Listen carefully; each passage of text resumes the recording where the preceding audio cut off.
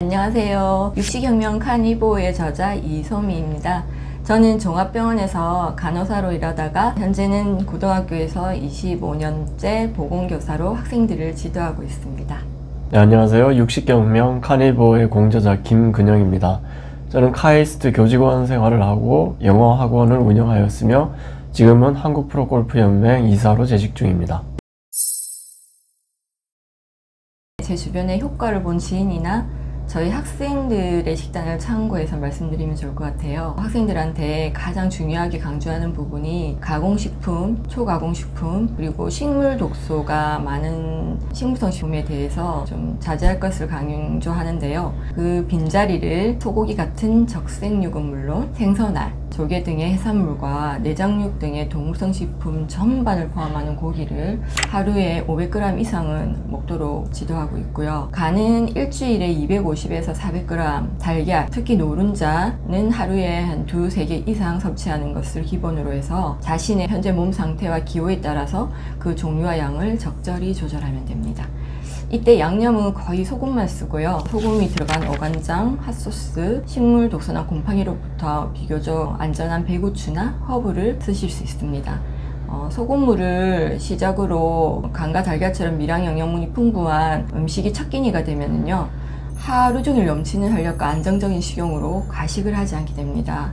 저 같은 경우에는 제대로 식사를 하면 자연스럽게 아침을 건너뛰는 간헐적 단식을 하게 되더라고요. 제 주 메뉴는 소고기나 양고기인데 반추동물이죠. 특히 이 반추동물은 영양이나 독소나 가성비 면에서 효율적이고요. 미토콘드리아의 지방대사 기능을 활성화하는 스테아리산 비율이 높기 때문에 체중 감량에도 매우 효과적입니다. 저는 달걀하고 간도 매일 먹고요.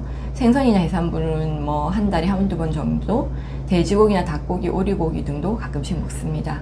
그리고 외식으로는 소머리곰탕, 갈비탕 간단하게 먹기도 하고요. 고깃집이나 횟집 등에서 외식을 하기도 합니다. 저는 외출할 때 만약을 대비해서 항상 고기와 계란, 버터를 가지고 다녀요. 그리고 음료가 마시고 싶다면 애플사이다 비네거 또는 허브차 등을 마시기도 합니다. 네, 일단 몸에 해로운 음식을 먼저 피하는 게 중요하고요. 그래서 제 개인적으로는 가장 해로운 것은 과당 음료라고 생각합니다. 그래서 가공식품을 기본적으로 멀리하는 게 중요하겠지만 그 음료들의 과당이 굉장히 많이 들어있고, 과당은 사실 많은 염증을 일으키고 문제를 아주 많이 일으킵니다. 그리고 또 특히 피해야 될 음식으로 식물성 식용유, 대두로 만든 그런 대두유나 옥수수유, 포도씨유, 또 카놀라유 이런 것들은 몸에 아주 많은 문제를 일으킵니다. 그래서 그런 것들을 기본적으로 피해주고, 그 다음에 처음부터 사실 카니보로 100% 동물성 식품들을 섭취하는 건 좀 어려울 수도 있습니다. 그런 분들은 기본적으로 자기가 섭취하는 탄수화물 양을 좀 줄이고 그 빈자리를 그런 동물성 식품, 고기 같은 걸로 채워나간다, 이런 개념으로 보시면 좋을 것 같고, 그래서 제가 추천하는 것은 기본적으로는 평소에 먹던 밥 공기 한 반 정도, 반 공기 이 정도에서 시작하셔가지고 조금씩 한 3분의 1 공기 또는 평소에 먹던 20% 정도까지 이렇게 차츰차츰 줄여나가시고 그 빈 부분을 고기로 점점 채우는 것을 좀 추천을 드려요. 아무래도 기존 건강상식하고 다른 부분이 너무 많다 보니까 특히 이제 포화지방, 콜레스테롤, 식물성 식품의 항산화 효과 등에 대한 오해가 가장 크거든요. 그거에 따라서 건강이 나빠질 거라는 오해, 살이 많이 찔 거라는 오해, 고기만 먹으면 느끼하고 물릴 거라는 오해, 식비가 많이 들 거라는 오해 등이 대표적이고요. 육식하면 보통 사람들이 황제 다이어트를 떠올리면서 식비가 굉장히 많이 들 거라고 다들 오해를 하세요. 근데 해보시면 아시겠지만 식비가 오히려 줄어들 수 있습니다. 요즘 채소나 과일감도 만만치 않을 뿐더러 채소를 조리할 때 필요한 갖가지 양념도 저희 카니보에서는 필요가 없고요. 거의 소금이나 가끔 어간장 정도만 쓰니까요. 그리고 주식이 육식이다 보니까 도매 사이트에서 대량으로 수입 목초고기를 구입하면 반추동물, 그러니까 소고기나 양고기를 1kg에 10,000원 내외로 구매해서 드실 수 있어요. 우리나라는 생선도 되게 저렴한 편이잖아요. 그리고 각종 가공식품을 배달시키거나 불필요한 외식이 줄어들기 때문에 식비 염려는 걱정 안 하셔도 될 것 같습니다. 저는 지난 8년 동안 감기나 뭐 질병 등으로 병원 치료를 받은 적이 한 번도 없어요. 건강검진에서 간 수치, 중성지방, 혈압, 혈당, 혈색소 등의 대부분의 수치가 전보다 더 좋아졌고요. 최근에 빈혈을 가늠하는 그 혈색소 헤모글로빈 수치 있잖아요. 그게 14.4까지 올라서 헌혈도 할 수 있었습니다. 콜레스테롤 수치 상승에 대해서 병원에서 이제 의사 선생님들한테 조언을 듣기도 하는데 저는 지금 개의치 않고 있습니다. 왜냐하면 콜레스테롤 수치는 이미 많은 연구에서 심장질환 발병과 연관이 없다고 밝혀지고 있고요. 식이 콜레스테롤이 심장질환의 주요 원인이라는 혐의도 받고 있기 때문입니다. 우리 혈관은요, 여러 경로로 손상을 입을 수 있고 이 손상을 보수하기 위해 자연 치유 물질이 바로 콜레스테롤인데요. 콜레스테롤은 심장질환이 원인이 아니라 활성산소에 맞서는 강력한 황산화 무기인 동시에 동맥 손상을 보수하는 중요한 물질인 겁니다. 그래서 관상동맥 질환을 두고 콜레스테롤을 탓하는 것은 화재 현장에 열심히 진화 중인 소방관을 화재의 주범으로 몰아가는 것과 같다는 비유를 많이 들기도 합니다. 그리고 무엇보다 저의 넘치는 활력과 컨디션, 다른 건강 지표들이 과거 어느 때보다도 건강한 저의 몸 상태를 대변해주고 있거든요. 건강을 위해서 이제 혈당 콜레스테롤이 180mg/dl 미만이어야 한다는 상식은 오히려 콜레스테롤 수치가 180mg/dl 미만인 경우 사망률이 더 높다는 등의 새로운 연구 결과에 의해서 잘못된 상식이 밝혀지고 있습니다. 그래서 콜레스테롤에 막히는 이유는 염증 문제가 아니고요. 염증은 포화지방이 아니라 가공된 식물성 지방과 설탕 가득한 가공식품의 섭취가 원인이기 때문입니다.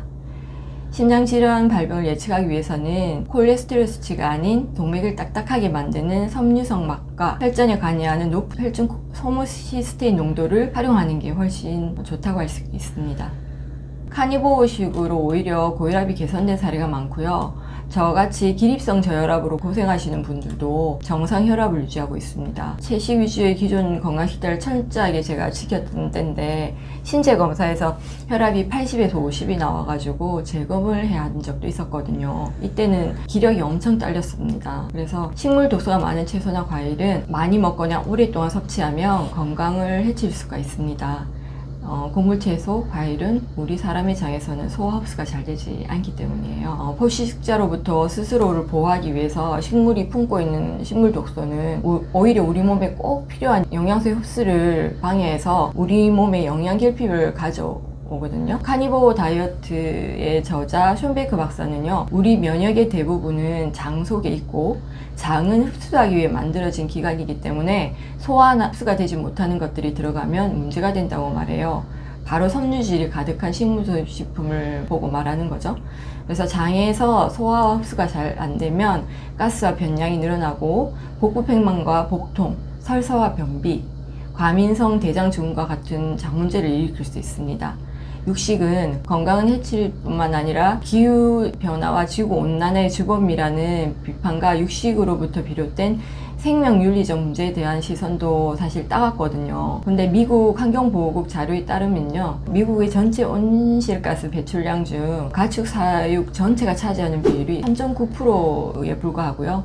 그 중에서도 소가 차지하는 부분 2%밖에 안 된다고 합니다. 또한 온실가스 배출의 대부분 가축이 아니라 사람의 활동으로 인한 쓰레기 매립, 소각 및 화석 연료의 사용이고요. 그 중에서도 운송과 전력이 큰 비중을 차지한다고 합니다. 그리고 또 2017년 발표된 한 논문에 의하면 지금과 같은 농법으로 밀이나 옥수수와 같은 단일 작물을 재배하는 것은 생물 다양성을 감소시키고 토양을 유실시키며 점점 더 강력해지는 농기계는 이러한 현상을 더 가속화시키고 더 많은 화학 비료와 농약은 근처 안천과 바다를 오염시켜가지고 자연 생태계를 교란시키기 때문에 학자들은 수십 년 안에 모든 경제질을 잃게 될지도 모른다고 예측하기도 하거든요. 오늘날 전 세계가 소비하는 양의 많은 작물을 수확하려면요, 불가피하게 농기계가 이용될 수밖에 없고, 이때 포식자를 피해서 숨어있던 생쥐, 토끼, 곤충과 같은 동물이 희생되고 사냥감을 찾아 헤매던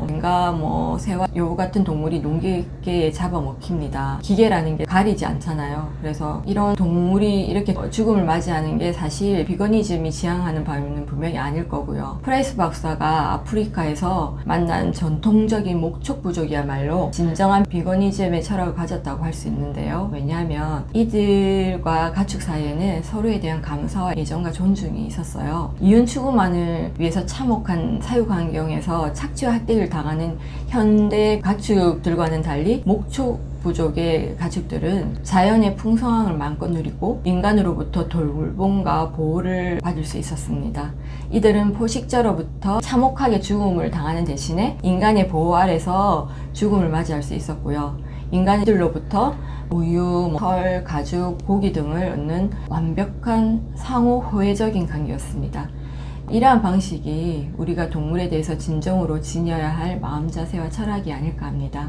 그렇다고 좁은 축사에 갇혀서 착취당하고 학대당하는 동물을 먹고 사는 것이 조화로운 자연의 생태계며 순리냐? 또 당연히 그렇진 않겠죠. 반갑게도 이러한 문제들을 아주 빠르고 효과적으로 해결할 수 있는 대안이 생물 다양성을 자연스럽게 증가시키는 재생 농업 방식이라고 합니다. 초지순환 방목 농법인데요. 이거는 동물이 식물을 뜯어먹고 배설하고 미생물의 영향으로 땅이 비옥해지고 그 땅에서 각종 동식물이 또 자연스럽게 살아가는 환경을 축산 환경에 이제 그대로 옮겨온 농법을 말합니다. 특히 카니보어에서는 이제 적색육을 굉장히 좋은 고기로 보거든요. 그래서 적색육 많이 먹으면 심혈관 질환 걸리는 게 아니냐. 왜냐하면 적색육이 포화지방, 콜레스테롤 이런 거 많이 포함하고 있으니까요. 그래서 어른들이 많이 말씀하시는데 특히 소고기 먹으면 이제 소기름이 실온에서 고체로 있으니까 우리 혈관에 들어가서 딱딱하게 고체로 이렇게 굳어서 혈관을 막는 게 아니냐. 이런 말씀 많이 하신 것 같아요. 근데 실제로 우리가 포화지방, 콜레스테롤을 섭취한다고 해서 그대로 혈관에 그 콜레스테롤이 끼이는 것은 아닙니다. 상당한 오해고요. 기본적으로 물론 우리가 고기를 많이 먹다 보면 기본적으로는 총 콜레스테롤 수치가 올라가는 건 맞지만 사실 콜레스테롤의 한 70에서 80%는 체내에서 직접 만들어요. 저희가 섭취하는 그런 포화지방이 바로 콜레스테롤이 돼서 혈관에 돌아다니는 게 아니거든요. 그러면 왜 간에서 70에서 80%를 만드느냐? 그만큼 콜레스테롤이 몸에 중요한 성분입니다. 이것이 어떤 독성을 가지고 있는 물질이 아니고 기본적으로 세포막이나 호르몬의 재료가 돼서 우리 몸의 구성 물질이기도 하고요. 신경 전달 물질, 특히 뇌에서 신경 전달 물질의 어떤 재료가 되기도 하고 또 염증이 생겼을 때 그 염증을 치유하는 역할도 하고 아주 다양한 역할을 하는 꼭 필요한 물질이기 때문에 우리 간에서 그렇게 대부분을 또 만들게 됩니다. 물론 우리가 섭취하는 포화지방이 총 콜레스테롤 수치를 올리기도 하지만 총 콜레스테롤 수치가 높다고 해서 심혈관 질환이 걸리지 않는다는 연구는 아주 다양한 연구가 있어요. 그래서 그런 부분에서는 좀 오해가 있는 듯 합니다. 또 특히 이제 콜레스테롤 또 이렇게 이제 나뉘는데 콜레스테롤 중에서는 이제 B형 그 LDL 콜레스테롤이 이제 동맥경화의 원인이 되기도 합니다. 그것은 어느 정도는 사실이에요. 그 B형 LDL 콜레스테롤이라는 것은 LDL 콜레스테롤 중에서도 좀 작고 밀도가 높은 콜레스테롤입니다.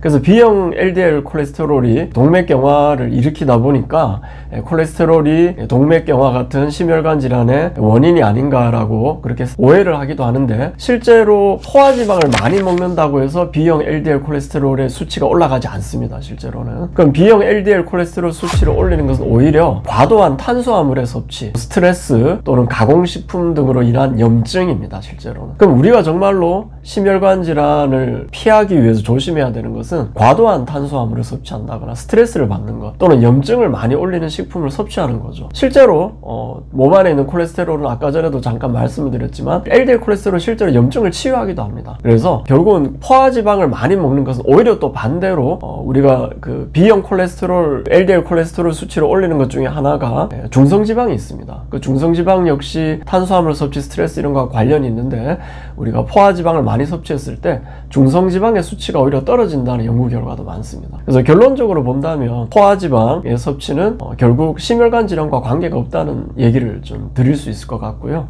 그래서 그 부분에 대해서는 오해를 안 하셔도 된다. 오히려 그 몸에 좋다고 하는 HDL 콜레스테롤 수치가 상당히 올라갑니다. 포화지방을 또 많이 섭취하시면. 그래서 이제 제 경우에는 지금 8년 정도 카니보 식단을 하고 있습니다. 사실 저는 카니 라이스라고 해서 쌀을 좀 같이 먹는 약간은 타협된 식단이긴 합니다만은 그래서 저도 기본적으로 포화지방 수치가 200을 조금 넘어서 평균 수치보다 좀 높다고 할 수 있지만 나머지 수치가 너무 좋아요. 그래서 최신 연구에 따르면은 총 콜레스테롤 수치가 문제라기보다는 우리가 심혈관 심혈관 질환의 지표가 되는 것은 중성지방과 HDL의 그 비율을 많이 봅니다. 그래서 포화지방을 오히려 많이 섭취하면 좀 전에 말씀드린 HDL 수치는 오히려 올라가요. 그리고 중성지방 수치는 내려가기 때문에 오히려 심혈관 질환에 있어서 오히려 위험도가 좀 떨어지는 경우가 많습니다. 실제로는. 물론 포화지방을 너무 지나치게 많이 섭취하는 걸 제가 꼭 권하진 않습니다만 충분히 먹어도 그렇게 위험하지 않다라는 말씀을 먼저 드리고 싶습니다.